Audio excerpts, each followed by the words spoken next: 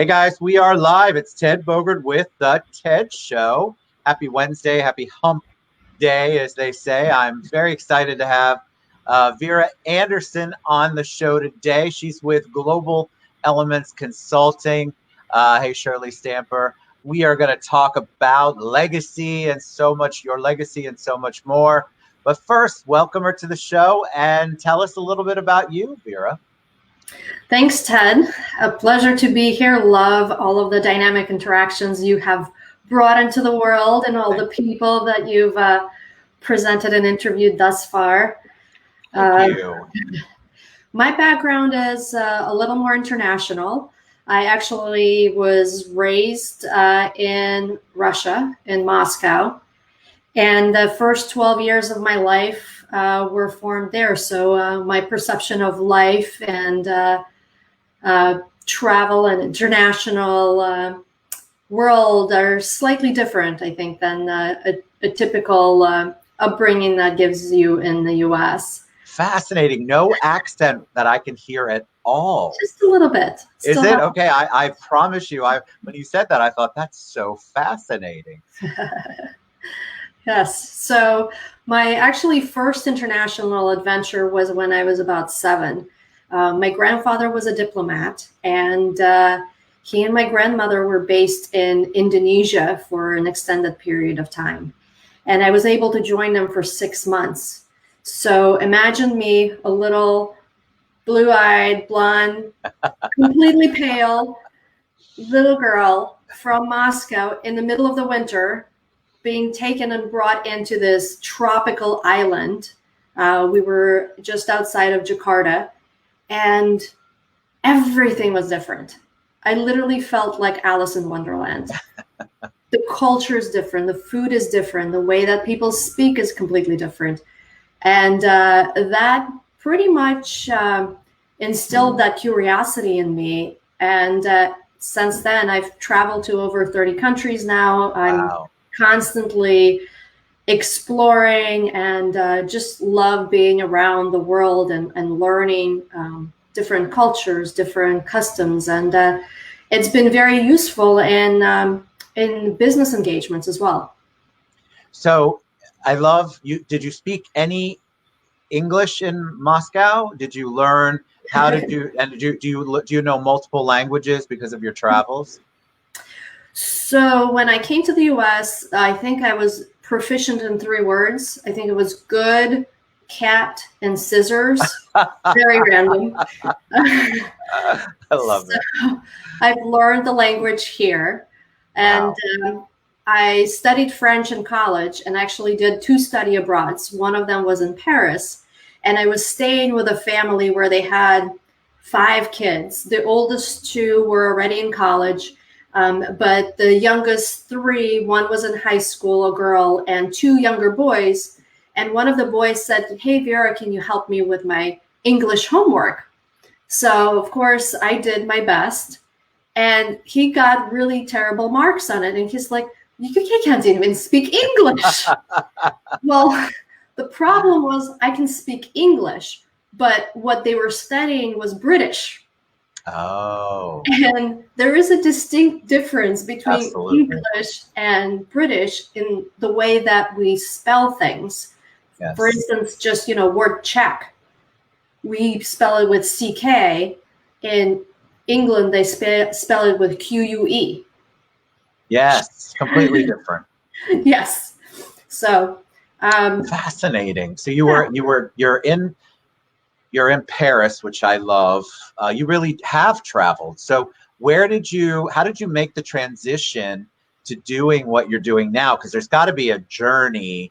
Yes. You didn't wake up at 12 and go, "You know what? Here I am. I want to have Global Elements Consulting now."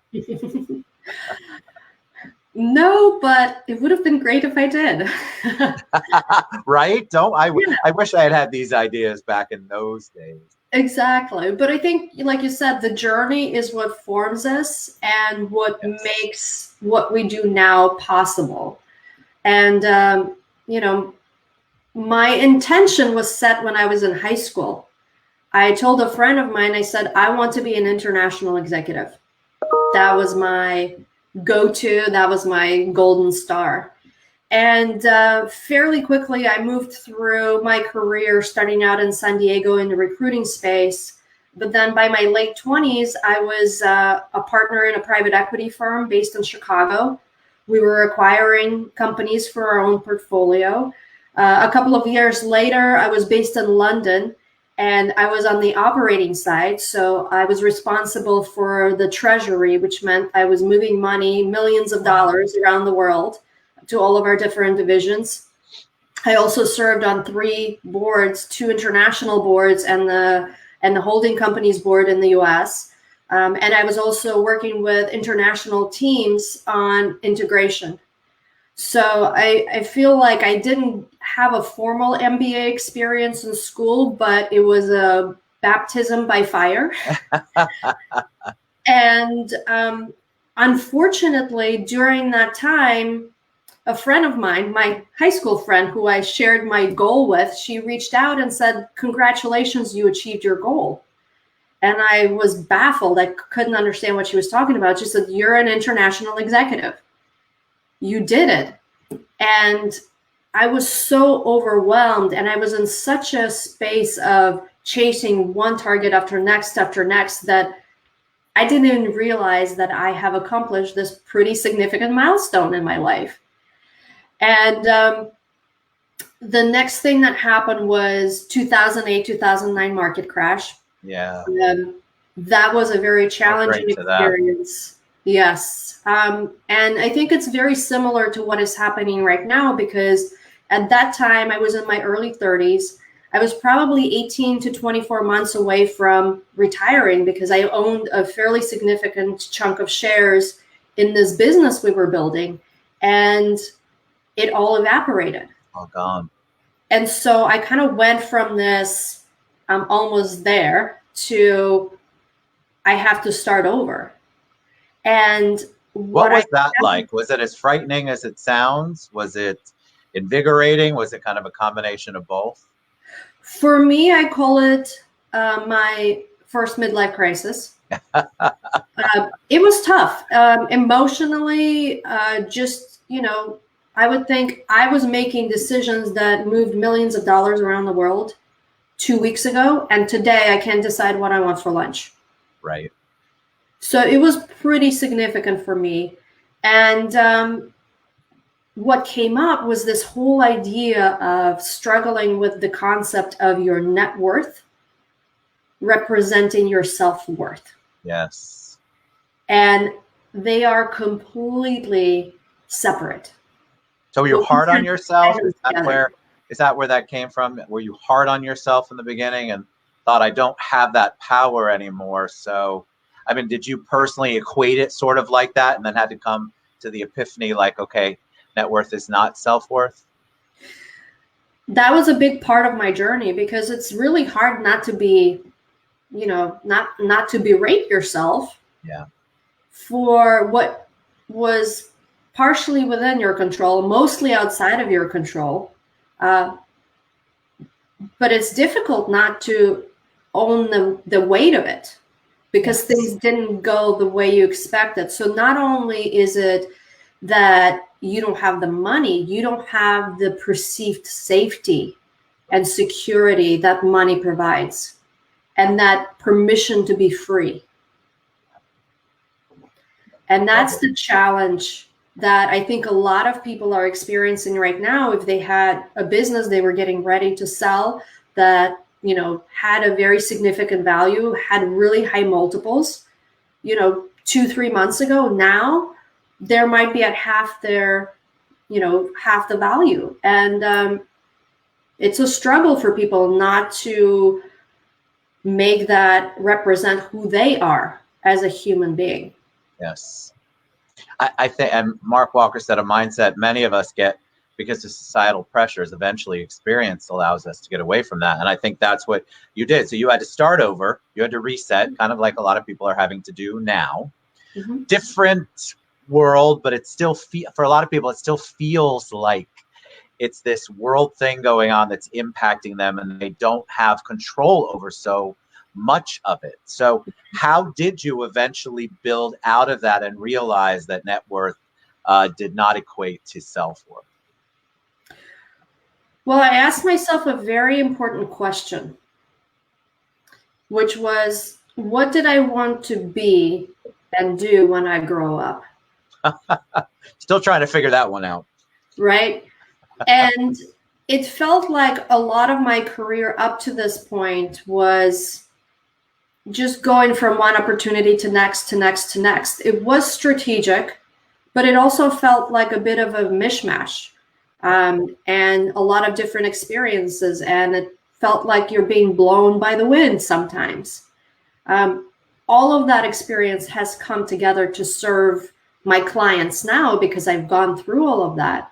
And I can relate, and I know, the pitfalls.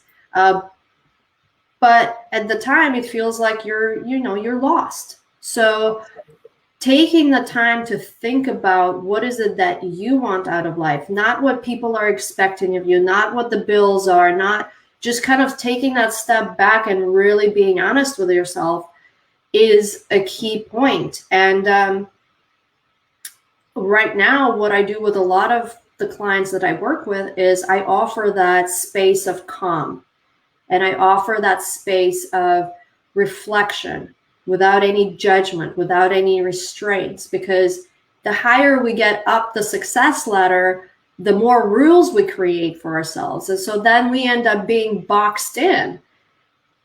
And that box is completely artificial. It does not exist outside of our imagination. So if you really want to grow, if you really want to achieve, if you want to have a fulfilling life and business and have beautiful relationships and see the world, you can have and do all of those things if you give yourself permission. Agreed. All right. So you are a legacy coach. It says it right there. Legacy is the topic, or at least part of the topic. Define what a legacy coach is, and then let's talk about leaving an intentional legacy rather than leaving it up to chance. So tell me what a legacy coach is. Well, let's just jump right in. If I say word legacy, what does that mean to you? Right. So I was trying to think of that earlier. Legacy to me means that it's what people will remember me by. And that's the off the cuff answer. I haven't given it too much in depth. Later on, I'll probably go, oh my God, that was the stupidest answer. But that's the first thing that comes to my mind. What am I leaving? How are people going to remember me? Mm-hmm. And that's a pretty close answer for a lot of people.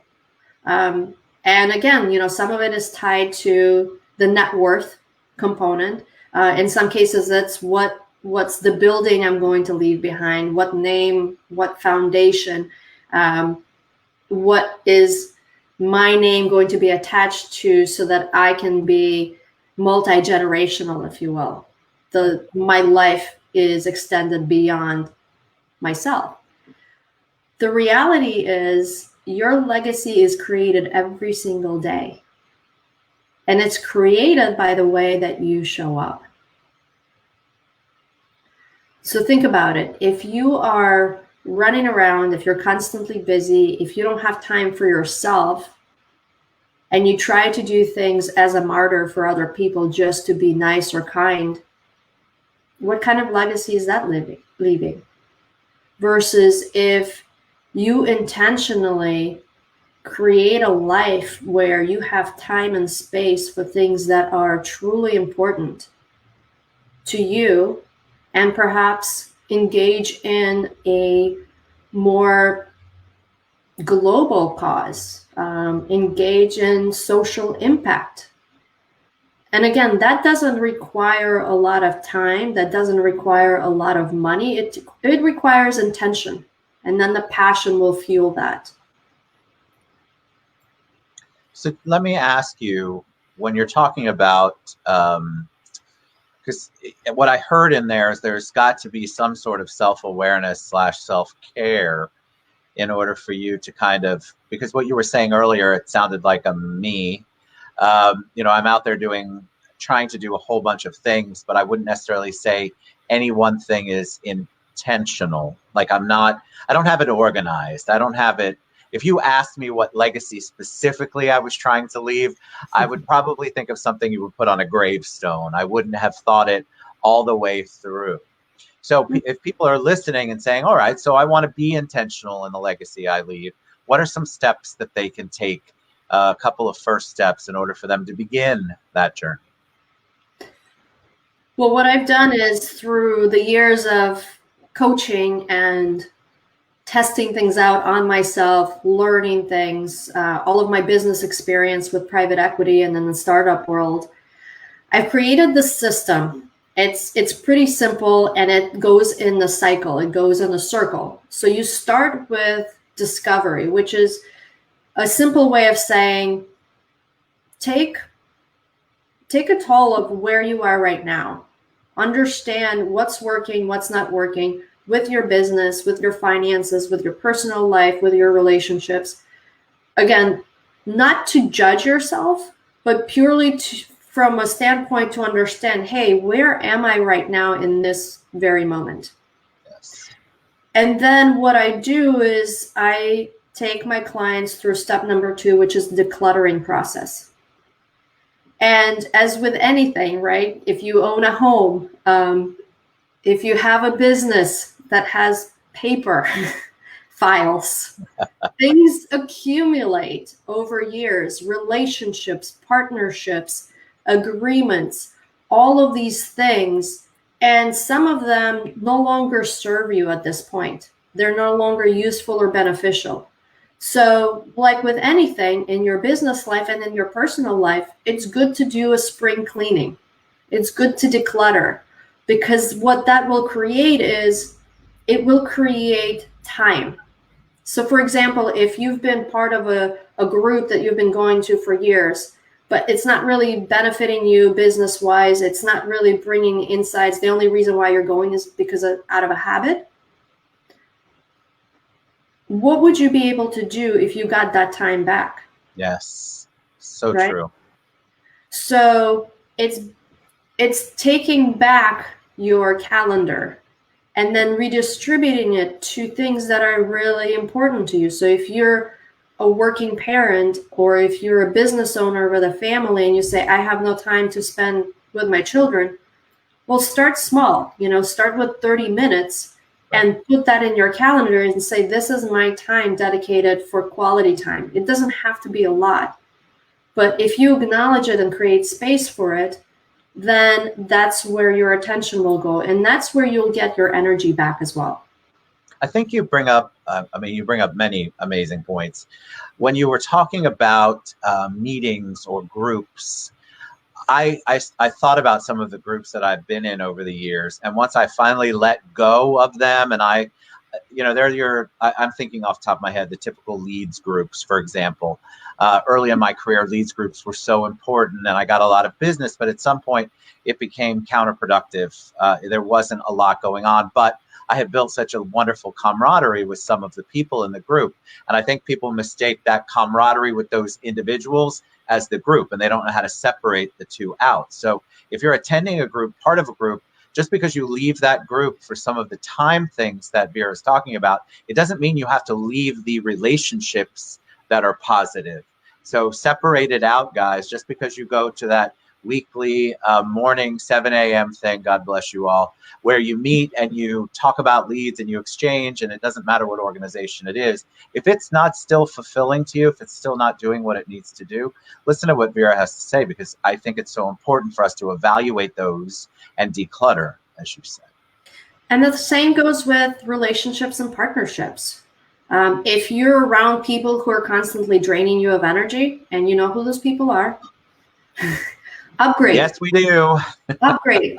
Bring in people, create room and space and time for people who uplift you, who challenge you, who motivate you, who support you. I know some of the people who might be draining your energy are family members, so that's a completely different conversation, and that's a different challenge to unbundle. But so you can declutter in many different areas in your life and in your business. So the third. Go ahead, do the third, please.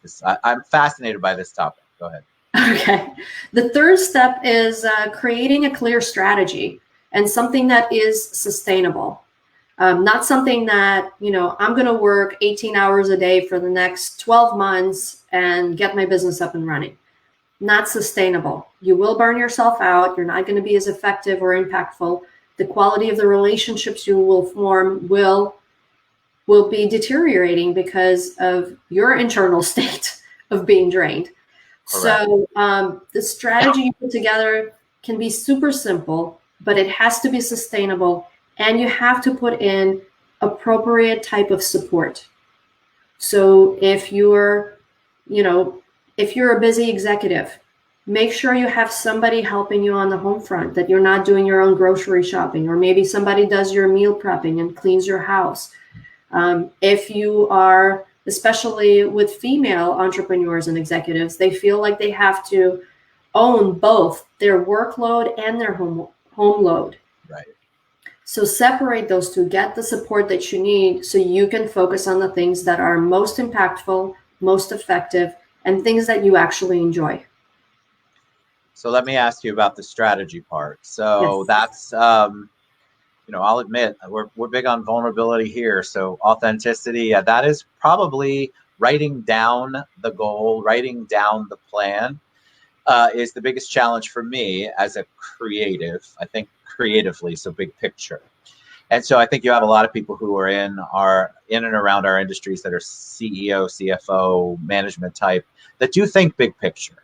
So how, like for me, for example, when you said that, all I could think about was that would take me forever to do. And I know it wouldn't with a legacy coach. I'm just saying on my own.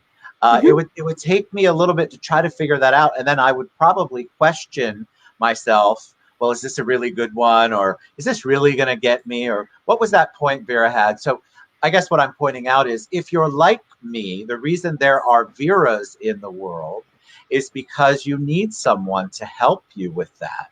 It's like therapy, but it's business therapy. It's a way for you, if you're not good at it like I'm not, then you find somebody who can help you be good at it. And so I wanted to point that out because there's a reason why a legacy coach is here, because you help us get to those levels that you're talking about. Right? Absolutely. And it's a common human condition. We all have blind spots. And I have coaches and mentors who help me stay on track. So it's something that if that's the support that you need and you realize it, get that support. If you need support with bookkeeping, get somebody to do that for you on an hourly basis. It doesn't have to be expensive.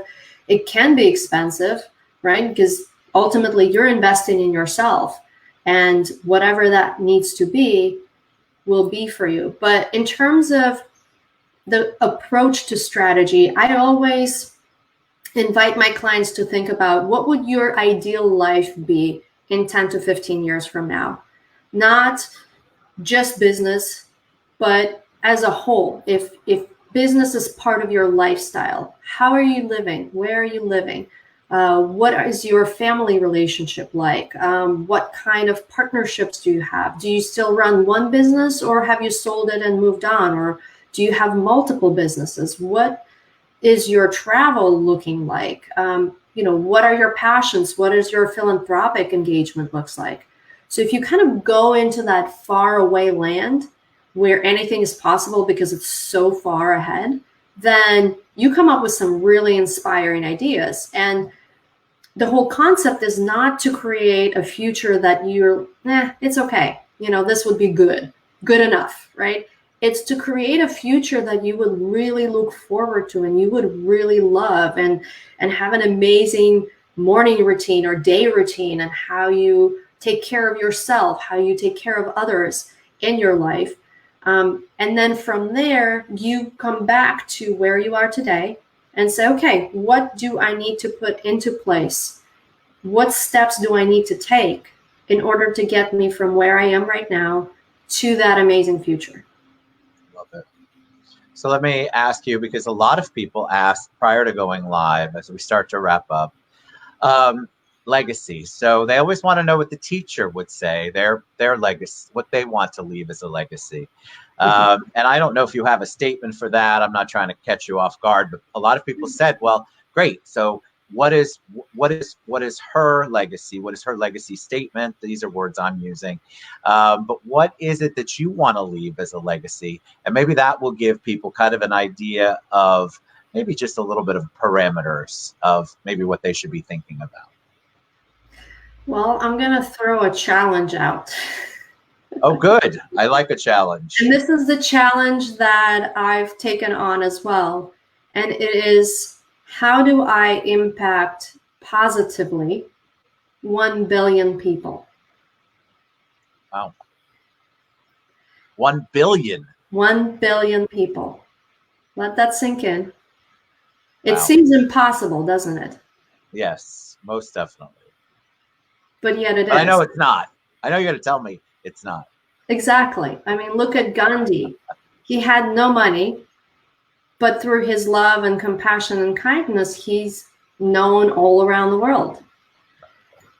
There's a lot of people from different ethnicities, different parts of the world that are creating this type of social impact. And everybody has a different approach to what that means, what that looks like, based on what is authentic for them.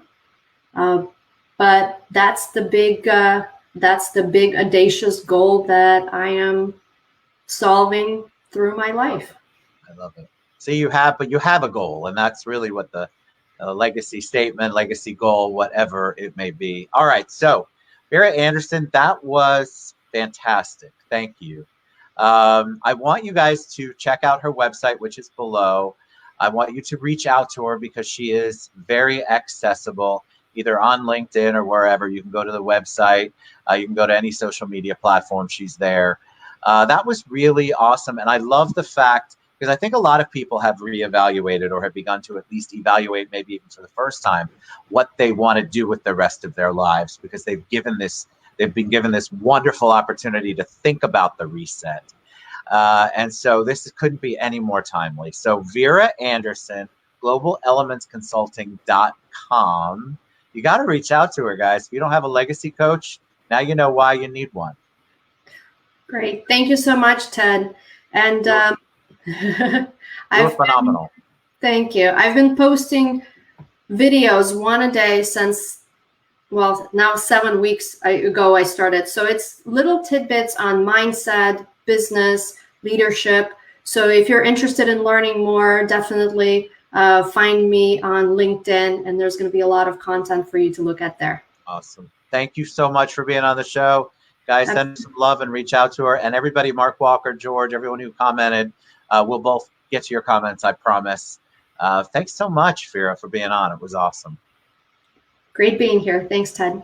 All right. We'll see you guys back soon. Adios, amigas and amigos. Mwah.